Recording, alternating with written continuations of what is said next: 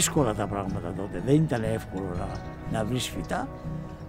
Φέρνανε σπόρους, φέρνανε φυτά, όλη αυτή η έκταση, τα 150 τόσα στρέμματα, για να φυτευτεί έκανε από το 1839 μέχρι το 1852. Φυτεύανε μέχρι τότε, συνέχεια. Φυτά, άρα από το εξωτερικό, από την Αλγερία, από την Γαλλία, από τη Γερμανία, από τη Ρινανία. Ο εθνικός ύπος είναι φυτεμένος στον ίδιο χώρο που ήταν διαμορφωθεί στην αρχαία εποχή το πάρκο του αρχαίου Λυκείου, που ήταν αφιερωμένο, δηλαδή ένα πάρκο, ιερόν άσος πάρκο, που ήταν αφιερωμένο στο Λύκειον Απόλλωνα. Σε κάθε πάρκο έφτιαναν και ένα στίβο μέσα. Τον λέγανε δρόμο οι αρχαίοι, όχι στίβο. Δεν υπήρχε. Εκεί τα παιδιά του γυμνασίου κάνανε γυμναστική. Ο κόσμος τα τελευταία χρόνια που αθλείται εδώ έχει αυξηθεί πάρα πολύ. Πάρα πολύ. Βλέπουμε ανθρώπους οι οποίοι γυμνάζονται χρόνια και είναι και επαγγελματίες αθλητές. Σίγουρα το τρέξιμο είναι η πιο απλή μορφή άθλησης και μπορείς να το κάνεις παντού. Όμως είναι πιο όμορφο και πιο φιλικό να κάνεις ένα πάρκο, σε ένα περιβάλλον τουλάχιστον να παραπέμπει στην εξοχή, στη φύση και να ξεχνάς λίγο ότι βρίσκεσαι σε ένα αστικό περιβάλλον. Στην Αθήνα δεν υπάρχει άλλο τέτοιο μέρος, γιατί δεν μπορούμε να πάμε και να τρέξουμε σε ένα πάρκο που η περίμετρος του είναι 500 μέτρα. Θέλει να είναι λίγο μεγαλύτερο, τουλάχιστον 2-3 χιλιόμετρα, οπότε να έχει και ουσία το να τρέχουμε στο πάρκο, αλλιώς θα πηγαίναμε στο γήπεδο.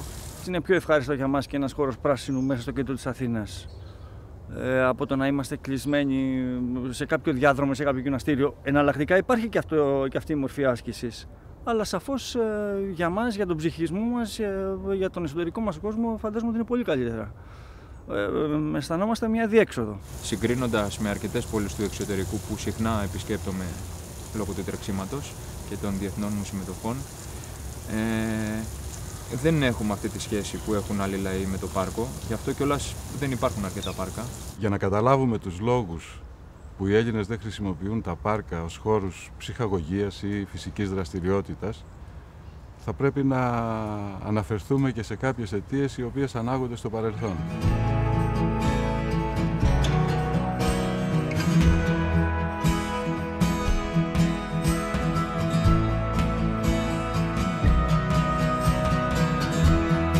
Τα πάρκα ήταν μια επινόηση των κοινωνιών στην κεντροδυτική και βόρεια Ευρώπη, η οποία προέκυψε ως ανάγκη διαχείρισης του ελεύθερου χρόνου. Το ζήτημα του ελεύθερου χρόνου φυσικά προέκυψε από την βιομηχανοποίηση και την αστικοποίηση των κοινωνιών στις χώρες αυτές. Στην Ελλάδα δεν υπήρξε αυτή η διαδικασία της βιομηχανοποίησης. Στην Ελλάδα τα πάρκα, όπως ο εθνικός κήπος εδώ, είχαν το χαρακτήρα ταξικό, χρησιμοποιούντουσαν από τη βασιλική οικογένεια για περιπάτους, δεν είχαν συνδεθεί με δημόσια χρήση, με ένα μαζικό χαρακτήρα. Γιατί ο πληθυσμός εδώ δεν αντιλαμβανόταν τον ελεύθερο χρόνο όπως τον αντιλαμβανόντουσαν στις χώρες που προαναφέραμε. Εδώ ήταν η ρωμαϊκή συνοικία της εποχής της κατοχής της Ελλάδος από τους Ρωμαίους δηλαδή. Από την πύλη του Ανδρώνου και προς τα δόθε είναι η Ανδριανούπολης που λένε, δηλαδή η πόλη του Ανδριανού. Ρωμαίοι ήταν εδώ με κήπους μεγάλους, μεταξύ των οποίων είναι και ένα μοσαϊκό, το είδατε το μοσαϊκό πάνω. Αυτό το μοσαϊκό είναι από κάποιο Ρωμαίο άρχοντα της εποχής.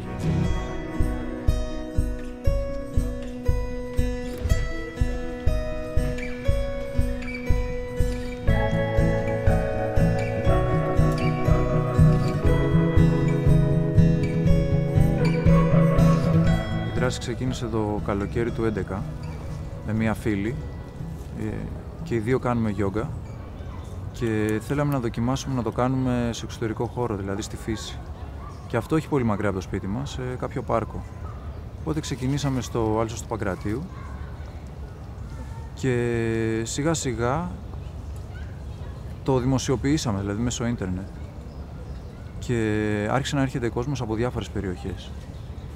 Οπότε το επόμενο στάδιο, αφού μαζευτήκαμε, ήταν να πάμε σε ένα πιο κεντρικό σημείο και διαλέξαμε τον Εθνικό Κήπο.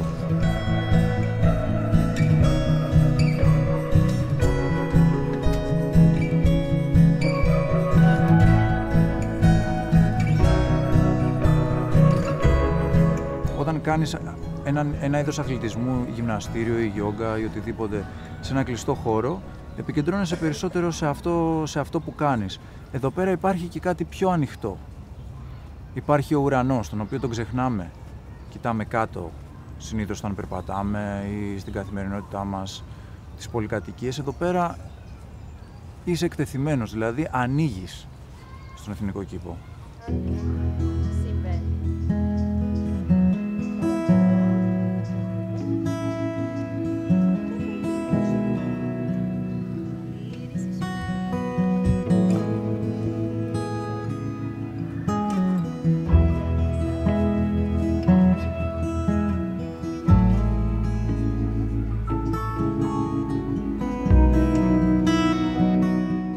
Στο Ιερόν Άσος πάρκο του αρχαίου Λυκείου σύχναζε ο Αριστοτέλης με τους μαθητές του και τους δίδασε περπατώντας.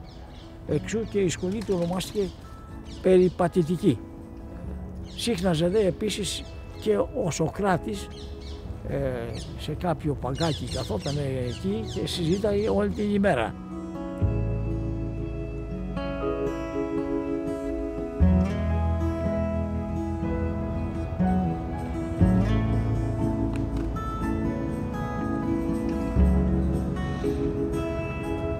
Το Tai Chi ξεκίνησε τον 17ο αιώνα σε ένα χωριό της Κίνας που λέγεται Τσεντζιακόου, όπου μια οικογένεια, η οικογένεια Τσεν, καλλιέργησε πρώτη αυτήν την ιδιαίτερη πολεμική τέχνη, της οποίας η ιδιαιτερότητα ήταν ότι ενσωμάτωσε ευθύς εξ αρχής μέσα στην πρακτική της την ιατρική παράδοση της Κίνας και με έναν τρόπο του ταοισμού. Για μένα το Tai Chi είναι διαλογισμός σε κίνηση.